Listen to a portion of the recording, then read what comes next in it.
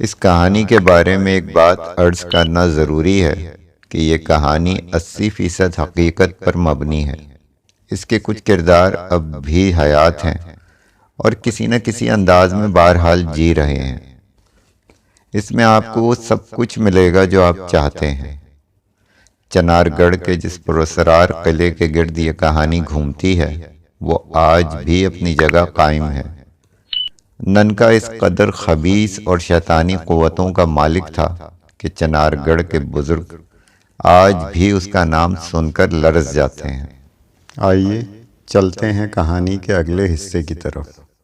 شرافت حسین کا جسم پسینے سے شرابور ہونے لگا۔ گھپ اندھیرے میں وہ آنکھیں پھاڑے ادھر ادھر دیکھ رہے تھے۔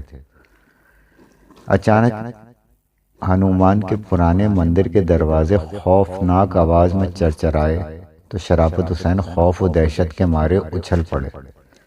دھڑکتے ہوئے دل سے پلٹ کر دیکھا تو ننکا کا پراسرار وجود تاریکی میں کسی آسیب کی طرح لہراتا بل کھاتا ان کی جانب بڑھ رہا تھا۔ کون ہے؟ شرافت حسین نے بوکھلائی ہوئی آواز میں پوچھا۔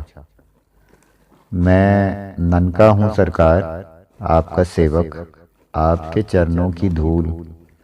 ننکا لپکتا ہوا قریب آ کر کھردری آواز میں بولا۔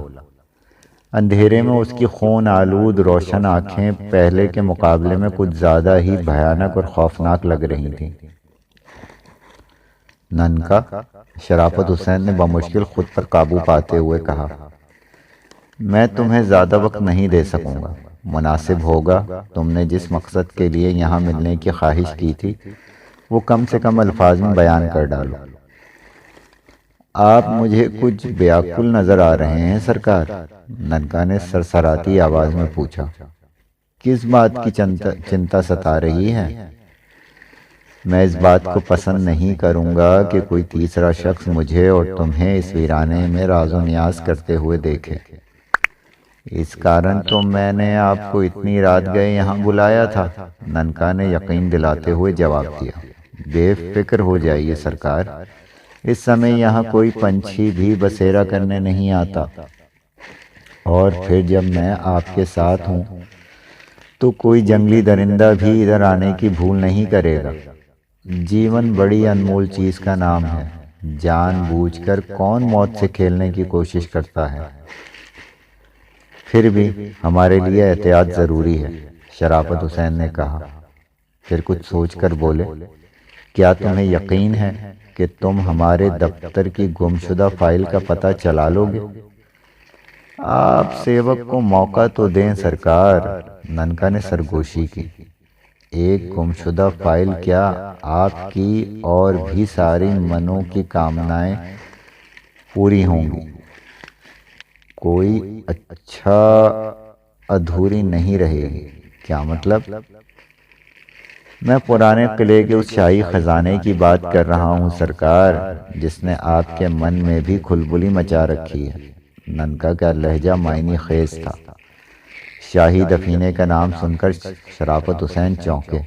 ننکا کو ان کی دل کی بات کس طرح معلوم ہو گئی، یہ سوچ کر انہیں حیرت ہوئی، اور ننکا کو ٹٹولنے والی نظروں سے دیکھتے ہوئے بولے، میں نے تم سے خزانے کا ذکر ضرور کیا تھا، لیکن چھوڑیے بھی سرکار، جب آپ یہاں تک چل کر آئے ہیں تو پھر کھل کر دوستوں جیسی باتیں کریں۔ ننکا اپنے غلیظ ہونٹوں پر مکرو سی مسکراہٹ بکھیر کر بڑی رازداری سے بولا، ریاست کے باسیوں کا یہ خیال غلط نہیں ہے کہ میں نے دیوی دیوتاؤں کے نام پر کٹھن تپسیا اور جاپ کر کے کچھ شکتیاں پراپت کر لی ہیں۔ مجھے اس بات کا بھی پتہ ہے کہ اپنی شکتی سے چلا ہے کہ آپ کے من میں بھی شاہی خزانے کو حاصل کرنے کی تڑپ موجود ہے، پرنتو ننکا سے دوستی کا ہاتھ ملائے بغیر آپ اس دھن کو نہیں پا سکیں گے جس کے کارن اب تک سینکڑوں لوگ اور بڑے بڑے بلوان زور لگا چکے۔ شرافت حسین گنگ سے ہو گئے۔ ننکا اتنی آسانی سے دوسروں کے دلوں کے بھید بھی جان سکتا ہے، یہ بات ان کے لیے کچھ کم حیرت انگیز نہیں تھی۔ کچھ دیر وہ اپنے دل کی دھڑکنوں پر قابو پاتے رہے۔ انہیں بڑی شدت سے اپنی اور ننکا کی خوبیوں کا فرق نظر آنے لگا۔ ننکا کی طرف دوستی کا ہاتھ بڑھانے کے بعد تحصیل کے لوگوں کی نظروں میں آ کر وہ ان کی چیمہ گوئیوں کا سبب بھی بن سکتے تھے، ان کی شہرت کو دھچکا بھی پہنچ سکتا تھا، مگر شاہی دفینے کے لالچ نے انہیں ننکا کی شخصیت میں دلچسپی لینے پر مجبور کر دیا تھا۔ وہ تھوڑے توقف کے بعد کسی آخری نتیجے پر پہنچ کر بولے، کیا تم کو اس بات کا یقین ہے کہ قلعے میں شاہی خزانہ ابھی تک موجود ہے؟ ہوگا سرکار، ننکا نے بڑے اعتماد سے جواب دیا۔ میں نے اس کے کارن بڑے پاپڑ بیلے ہیں سرکار۔ وشواس نہ ہوتا تو آپ کے قریب آنے کی کوشش کبھی نہ کرتا۔ اور کیا تمہیں اس بات کا بھی یقین ہے کہ ہم دونوں مل کر اسے حاصل کر سکتے ہیں؟ شرافت حسین نے دلچسپی لیتے ہوئے کہا، آپ تو پڑھے لکھے آدمی ہیں سرکار۔ ننکا نے ہلکا سا طنز کیا۔ اگر مجھے اس بات کا وشواس ہوتا کہ میں آپ کے بغیر کروڑوں کا دھن حاصل کر لوں گا تو پھر مجھے آپ کو بھاگیدار بنانے کی ضرورت تھی؟ بات معقول تھی۔ شرافت حسین سے ملاقات کی خاطر ننکا نے جو بہانہ تراشا تھا، اس کے پس منظر میں اس کی کسی نہ کسی خواہش کو ضرور دخل رہا ہوگا۔ ننکا نے کھل کر اس کا اظہار کیا تو شرافت حسین کے جسم میں خوشی کی ایک لہر دوڑ گئی۔ ننکا سفلی علوم کا ماہر ہونے کے باوجود میرے بغیر شاہی دفینے تک نہیں پہنچ سکتا۔ شرافت حسین کے ذہن میں یہ خیال ابھرا تو خزانے کو حاصل کرنے کی خواہش اور شدید ہو گئی۔ انہوں نے ننکا کو مزید کریدنے کی خاطر دریافت کیا، کیا تم نے اپنی طاقت کے ذریعے اس بات کا بھی سراغ لگا لیا ہے کہ شاہی دفینہ قلعے کے کس حصے میں اور کہاں مدفون ہے؟ اسی کارن تو میں آپ سے گٹھ جوڑ کر رہا ہوں سرکار، ننکا نے چاروں طرف دیکھتے ہوئے بڑی آہستگی سے کہا۔ کیا مطلب؟ شرافت حسین چونکے۔ آپ کو ایک عمل کرنا ہوگا جو میں نہیں کر سکتا، ننکا نے سرگوشی کی۔ اگر آپ اس عمل میں کامیاب ہو گئے تو ہم دنیا کے کسی حصے میں بھی دفن خزانے کا پتہ چلا سکتے ہیں۔ آپ کے دفتر کی گمشدہ فائل بھی مل جائے گی۔ اس کے علاوہ ہم جس بات کو معلوم کرنا چاہیں گے معلوم کر سکتے ہیں۔ کیا تم وہ عمل بذات خود نہیں کر سکتے؟ شرافت حسین نے ننکا کو مشکوک نظروں سے گھورا۔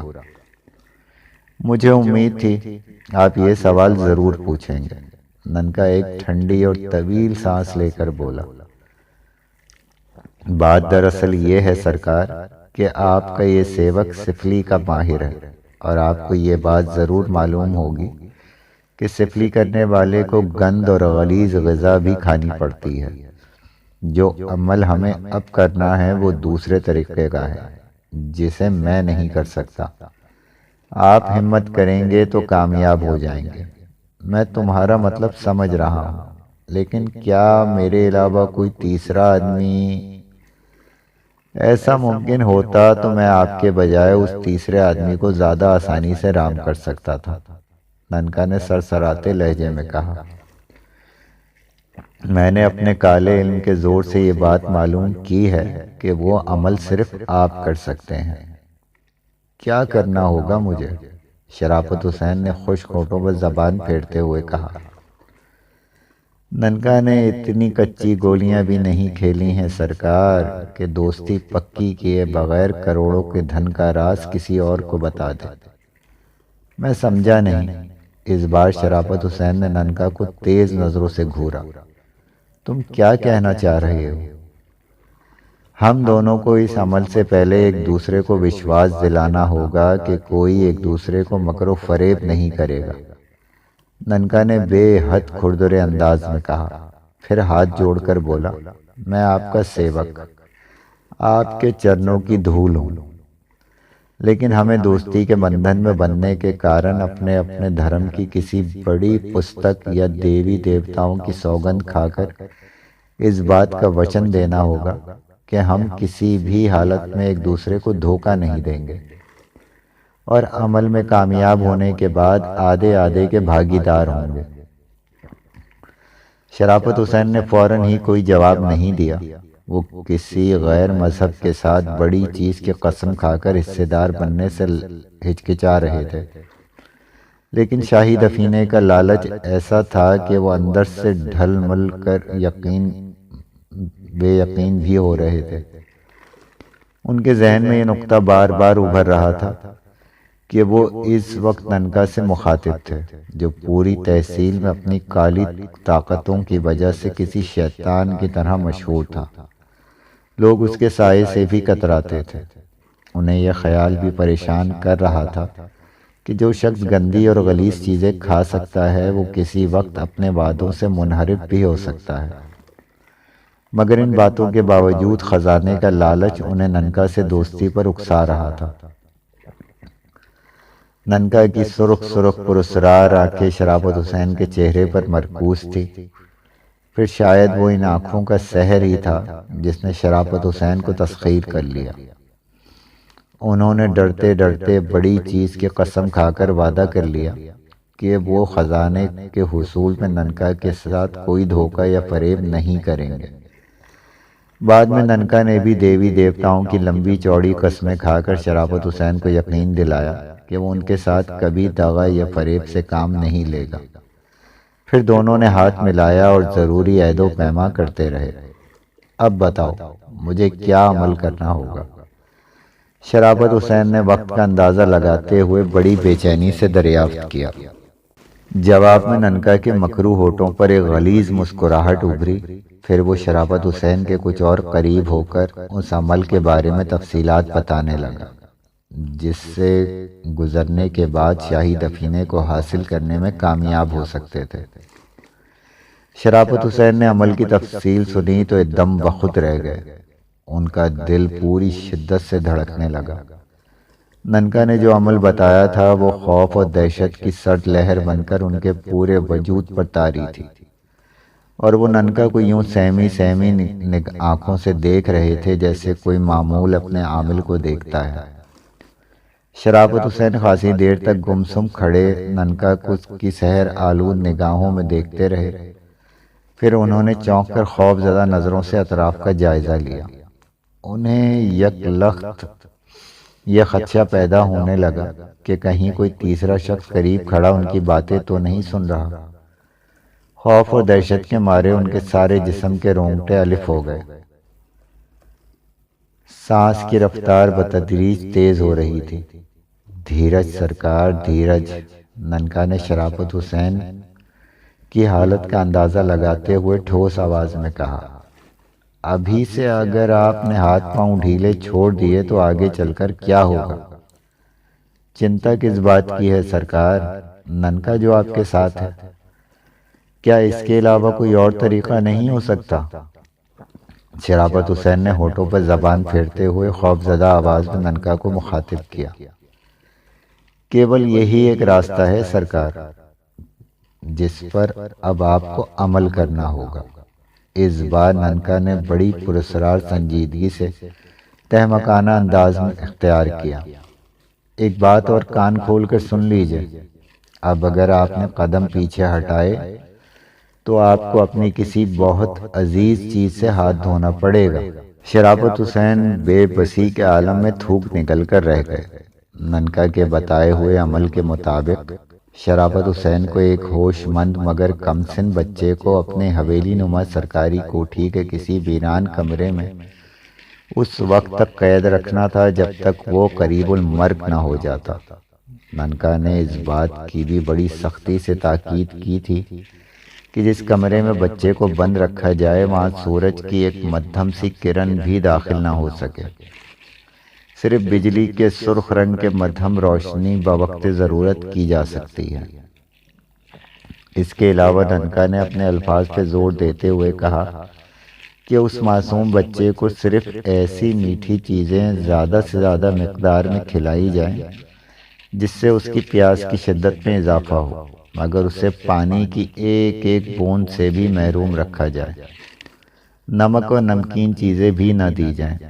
پھر جب بچہ پیاس کی شدت سے دم توڑنے لگے تو کسی تیز شکاری چھری یا چاقو سے اس کو ذبح کیا جائے۔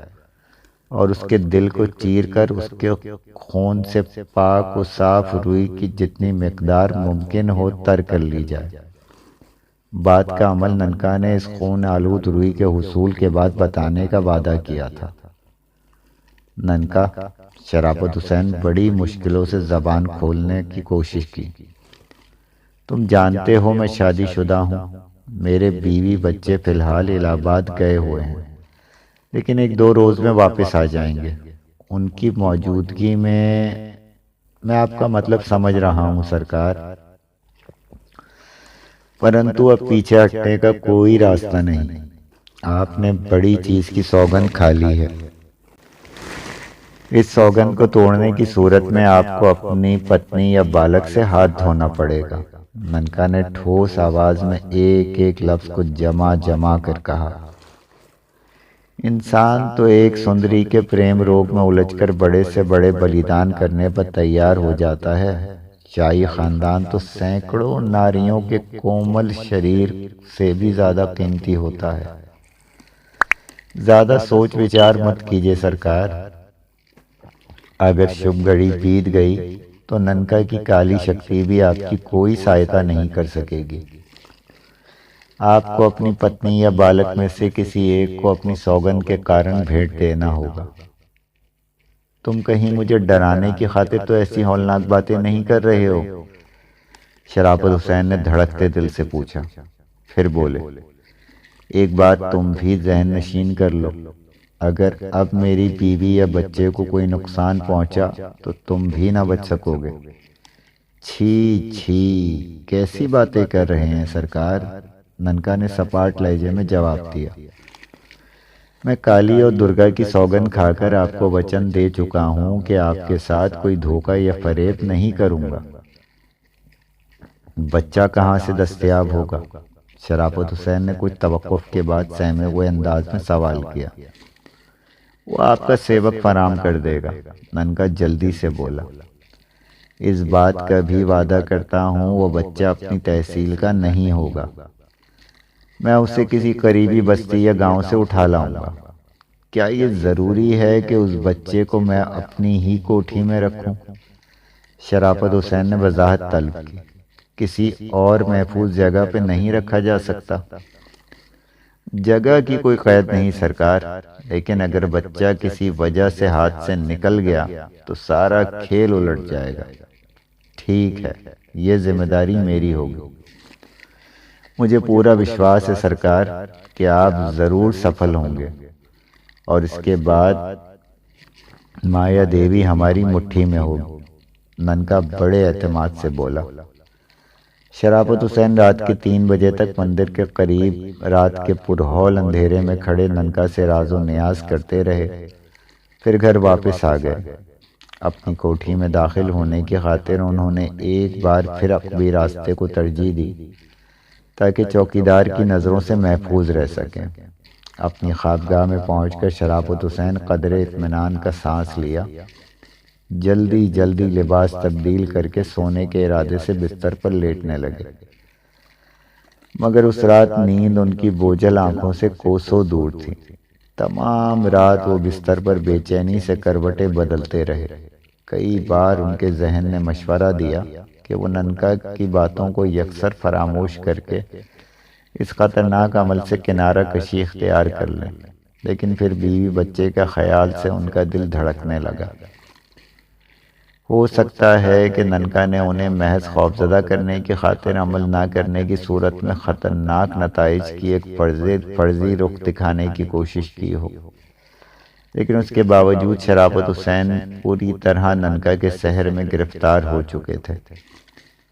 کچھ ننکا کی شیطانی قوتوں کا خوف تھا اور کچھ خزانے کے حصول کی خواہش، جس نے انہیں ذہنی کشمکش میں مبتلا کر رکھا تھا۔ وہ ٹھوس ارادوں کے مالک ہونے کے باوجود غیر متوازن صورتحال کے تانے بانوں میں الجھ کر بے بسی کا شکار ہو گئے تھے، اور اس وقت کو برا بھلا کہہ رہے تھے جب خادم کے اصرار پر وہ ننکا سے ملاقات کے لیے آمادہ ہو گئے تھے۔ اس ملاقات میں ان کی ذاتی خواہش کو بھی دخل تھا، جسے خادم کے اصرار نے بھڑکا دیا تھا، ننکا نے جو عمل بتایا تھا اس کے ممکنہ بھیانک نتائج کے مختلف سنگین پہلو شرافت حسین کے ذہن کو رہ رہ کر پریشان کر رہے تھے۔ ان کی کیفیت کسی ایسے شخص سے مختلف نہیں تھی جو اپنی منزل کی طرف بڑھتے بڑھتے راستے میں اچانک کسی دلدل میں پھنس گیا ہو۔ اس دلدل سے نکلنے کی خاطر وہ جتنی ذہنی جمناسٹک کر رہے تھے اتنا ہی الجھتے جا رہے تھے۔ آنے والے لمحوں کے ہولناک پہلوؤں نے انہیں اعصابی طور پر بری طرح جھنجھوڑ ڈالا تھا۔ پھر اس کشمکش میں کب ان کی آنکھ لگی، کب وہ دنیا و مافیا سے بے خبر ہوئے، انہیں اس کا مطلق علم نہ ہو سکا۔ کہانی یہاں ختم نہیں ہوئی ہے۔ کہانی کا اگلا حصہ جاننے کے لیے ہماری اگلی ویڈیو دیکھیے۔